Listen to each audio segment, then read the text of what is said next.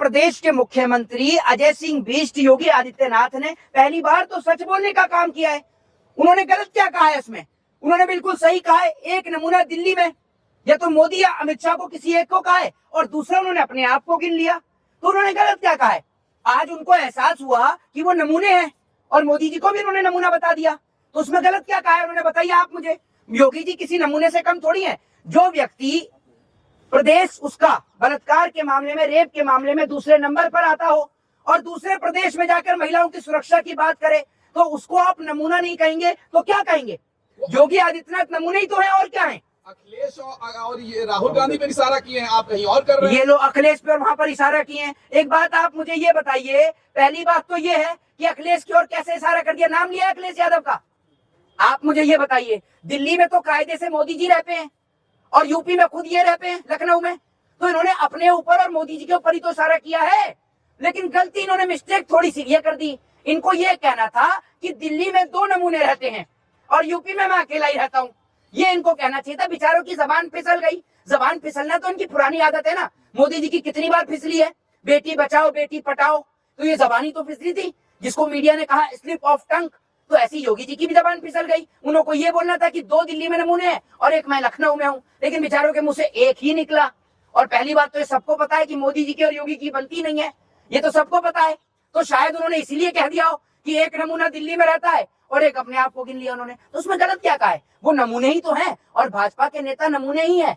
आज जिस तरीके से बांग्लादेश के अंदर हमारे हिंदू भाइयों को मारा जा रहा है, अल्पसंख्यकों के साथ मॉब लिंचिंग करी जा रही है। मॉब लिंचिंग गलत है, चाहे वो भारत में मुसलमानों के साथ हो, चाहे फिर बांग्लादेश में हिंदुओं के साथ हो। जिस तरीके से बांग्लादेश के अंदर एक हिंदू व्यक्ति को, दीपू चंद्र दास को जलाकर उसकी हत्या कर दी जाती है और वहां खड़ी भीड़ सिर्फ तमाशा देखती है और अपने फोन से वीडियो बनाने का काम करती है।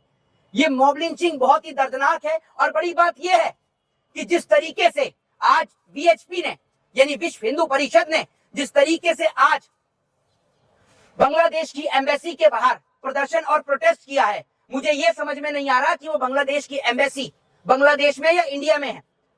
आप सीधे तौर पर वीएचपी जो है वो बीजेपी को समर्थन करती है, सपोर्ट करती है, तो बीजेपी से सवाल क्यों नहीं करती? मोदी जी से सवाल क्यों नहीं होता कि बांग्लादेश के अंदर जो हमारे हिंदू भाइयों पर अत्याचार हो रहा है, वहीं दूसरी ओर आपने शेख हसीना को पनाह दे रखी है जो कि एक मुसलमान है, और आप अपने आप को कहते हो कि आप हिंदुओं की पार्टी हैं। आप हिंदुओं को बांग्लादेश के अंदर सुरक्षित करने का काम क्यों नहीं करते? और बड़ी बात यह कि पूरा देश प्रधानमंत्री की प्रतिक्रिया की इसलिए इंतजार कर रहा है क्योंकि मोदी जी झूठ बोलते हैं। मोदी जी ने कहा कि मैंने बांग्लादेश की आजादी की लड़ाई लड़ी, तो आज आप बांग्लादेश में जाकर हमारे हिंदू भाइयों को बचाइए, क्योंकि उस वक्त पर तो आपको किसी ने लड़ते हुए देखा नहीं। आज आपको पूरा देश लड़ते हुए देखना चाहता है। और दिखाइए मोदी जी कि आपका 56 इंची का सीना है, कोई नकली कोई झूठा सीना नहीं है, आपका हकीकत में 56 इंची का सीना है। जिस वक्त पर हमारे हिंदू भाइयों को जलाया जा रहा था बांग्लादेश के अंदर, हमारे देश के प्रधानमंत्री नरेंद्र मोदी जी के ट्विटर हैंडल को आप खोल कर देख लीजिए, उनके पूरे ट्विटर पर चर्चा और गोदी मीडिया की पूरी चर्चा सिर्फ और सिर्फ मोदी के असम के दौरे पर थी। ये चर्चा लेकर कहा जा रहा है, ये प्रोटेस्ट नहीं बल्कि एक संदेश है। क्या, किसको संदेश है? पश्चिम बंगाल को। पश्चिम बंगाल को, बांग्लादेश को। ये देखिए, इनको कहते हैं मोदी समर्थक पत्रकार, समझते हैं? और बड़ी बदतमीजी के साथ, देखिए कितनी बेशर्मी के साथ ये दांत दिखाने का काम कर रहे हैं। इस मुंह को बंद कर लो तो अच्छा है। पता नहीं मुंह गुटके के दांत इनके खराब हुए पड़े सारे, पता नहीं कितने समय से दंत मंजन नहीं किया इन्होंने। कम से कम वो बाबा रामदेव का ही कर लो, एक आध जो बचे कुछ दांत साफ है वो भी बिल्कुल साफ ही हो जाएंगे। अब सुन लीजिए, बात बांग्लादेश की हो रही है, जनाब पहुंच गए पश्चिम बंगाल, क्योंकि कैसे भी कर कर अपने इनको जो है मोदी जी को वोट तो दिलवाना ही है, तो इनको तो घूम फिर के वही करना है। अब एक बात मुझे बताइए, आपने कहा कि बांग्लादेश को संदेश, आप बांग्लादेश को क्या संदेश देंगे? आप प्रधानमंत्री से कहिए, प्रधानमंत्री उसमें एक्शन लेगा, आप लोग क्या कर सकते हैं? लेकिन आपकी बुद्धि पर इस प्रकार की पट्टी फेरी गई है कि आपको सही और गलत की पहचान ही नहीं है। जिस तरीके से इस पत्रकार को, मोदी पत्रकार को बंगाल और बांग्लादेश में अंतर समझ में नहीं आता, ऐसे ही बीएचपी के लोगों को यह समझ नहीं आ रहा कि हमें सरकार से सवाल करना चाहिए, सरकार से कहना चाहिए कि बांग्लादेश के अंदर जो हमारे भाइयों पर अत्याचार और जुल्म हो रहा है उसको रोका जाए। और दूसरी चीज ये कि वो लोग इस पर अपने आंसू नहा बहाएं, अपनी प्रतिक्रिया ना दें। जो लोग जिस वक्त पर भारत देश के अंदर मुसलमानों के साथ मॉब लिंचिंग होती है तो उसको जाति धर्म मजहब से जोड़ देते हैं और उन पर बोलने के बजाय अलग अलग प्रकार की प्रतिक्रिया करते हैं। मॉब लिंचिंग किसी भी समुदाय के साथ हो, किसी भी जाति, किसी भी धर्म और किसी भी मजहब के व्यक्ति के साथ हो, ये इंसानियत और मानवता को शर्मसार करती है और मैं इसका कड़े शब्दों में विरोध करता हूं। आप बांग्लादेश के हिंदुओं के साथ खड़े हैं? क्यों नहीं खड़े?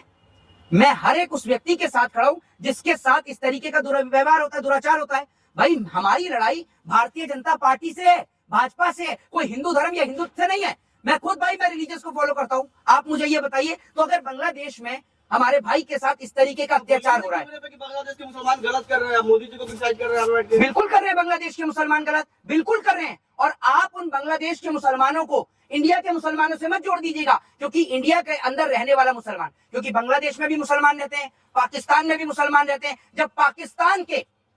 जब पाकिस्तान हमारे ऊपर अटैक करता है तो उसको जवाब देने का काम भी भारत की एक मुस्लिम बेटी सोफिया कुरैशी करती है, आपने देखा। तो इसका मतलब ये कि भारत के अंदर रहने वाले मुसलमानों का अगर दिल धड़कता है तो सिर्फ अपने वतन हिंदुस्तान के लिए, अपने देश भारत के लिए।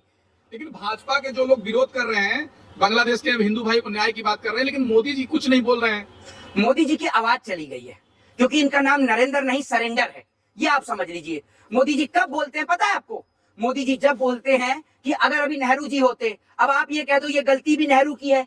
सदन में जहां पर वंदे मातरम पर 10 घंटे चर्चा हो जाती है, वहां पर हिंदू भाइयों पर जो बांग्लादेश में अत्याचार हो रहा है उस पर चर्चा क्यों नहीं हो रही? बड़ी बात यह कि प्रियंका गांधी वाड्रा ने अपने ट्विटर हैंडल से जिस प्रकार से बांग्लादेश के अंदर हमारे हिंदू भाइयों पर अत्याचार हो रहा है और दीपू चंद्र दास को जिस तरीके से सरेआम पब्लिक के बीच जला दिया गया, उसका विरोध भारत देश के अंदर रहने वाले हिंदू भी कर रहे हैं और भारत देश के अंदर रहने वाले मुसलमान भी कर रहे हैं। कि जिस प्रकार की बांग्लादेश में एक मुसलमान की भीड़ के द्वारा एक हिंदू व्यक्ति को जलाया गया, वो सरासर गलत है और मैं इसका खुले शब्द में विरोध करता हूँ। आप मानते हैं मुसलमान भी लिंचिंग करता है?